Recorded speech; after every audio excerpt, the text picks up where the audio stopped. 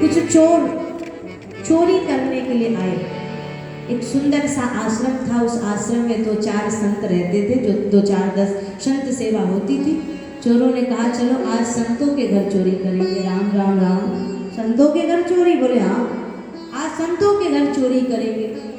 सोचा संत भोजन कर लिए। अब भोजन के बाद बोले जब जाकर के संत शयन करेंगे उसके बाद चलेंगे चोरी करने। अब महाराज भोजन के बाद एक संत जी ने दूसरे संत जी से कहा भैया बड़ा विलंब हो रहा है, चलो अब सोना बनाया जाए।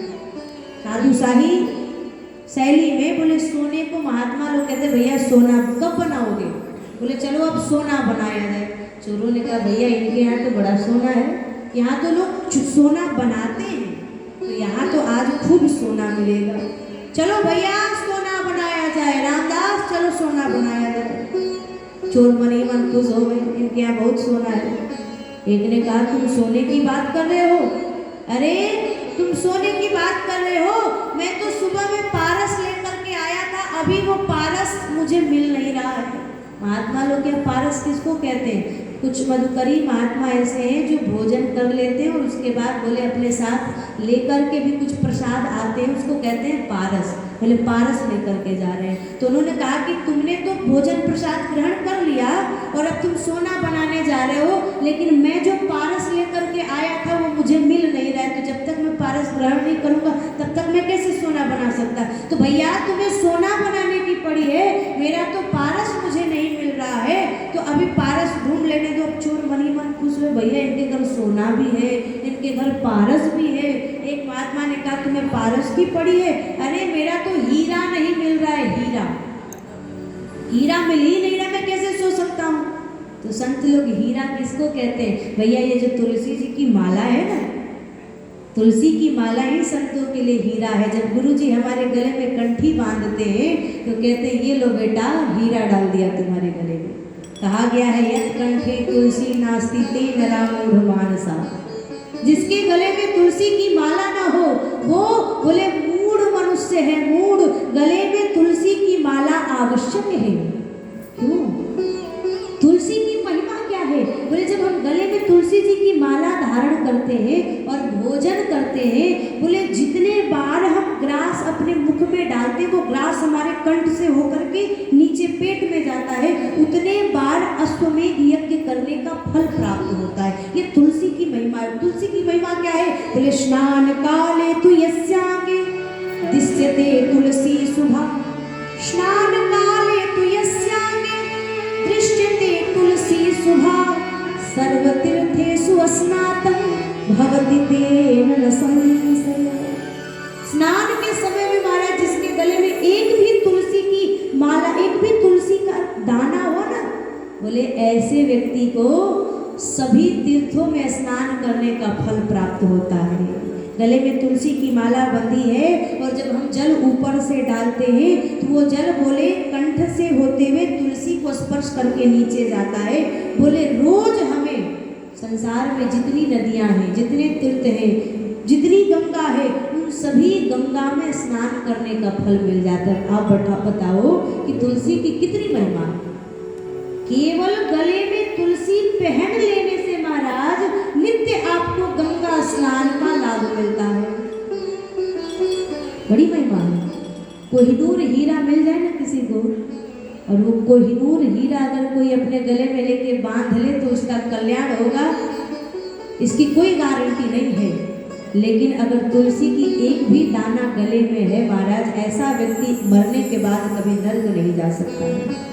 ऐसे व्यक्ति को ठाकुर जी के चरणों की प्राप्ति होती है। इसलिए तुलसी गले में धारण करें। ये तुलसी क्या है? जो साधु संत जो वैष्णव होते हैं ना, वो गले में तुलसी पहनते हैं, माथे पे तिलक लगाते हैं। बोले गले की जो तुलसी है ना, एक विवाहिता स्त्री को आप देखना, उसके गले में मंगलसूत्र और माथे पे सिंदूर होता है, बिंदी होती है।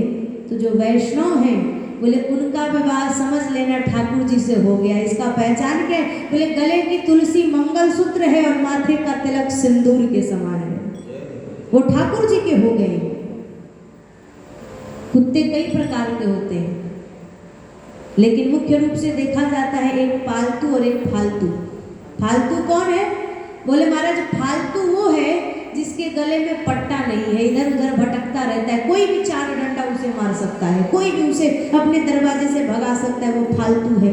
लेकिन जो पालतू है जिसके गले में पट्टा है महाराज, है क्या किसी की मजाल जो उसके ऊपर डंडा बरसा दे, मालिक तुरंत आएगा और आकर झगड़ा करने लगेगा। ऐसे ही जिसके गले में तुलसी जी की माला है ना, बोले ये ठाकुर जी का पट्टा है, वो ठाकुर जी का बन गया व्यक्ति। तो संतों की संपत्ति क्या है? बोले हीरा। ये तुलसी की माला बोले हीरा है। उसने कहा मेरा हीरा नहीं मिल रहा है। अब चोरों ने सोचा यहाँ सोना भी मिलेगा, पारस भी मिलेगा, हीरा भी मिलेगा, लेकिन जब संतों के घर में घुसे तो महाराज सोने के नाम पे देखा एक महात्मा जी सो रहे थे और एक महात्मा जी बैठ के भोजन ग्रहण कर रहे थे और एक महात्मा जी बोले अपना हीरा लेकर के सीताराम सीताराम सीताराम सीताराम सीताराम कर रहे थे। ये है संतों की संपत्ति। मेरा कहने का मतलब ये है कि हम भी यदि भगवान के भजन से जुड़ेंगे तो हमारा कल्याण होगा। मुझको राधा रमण कर दो ऐसा,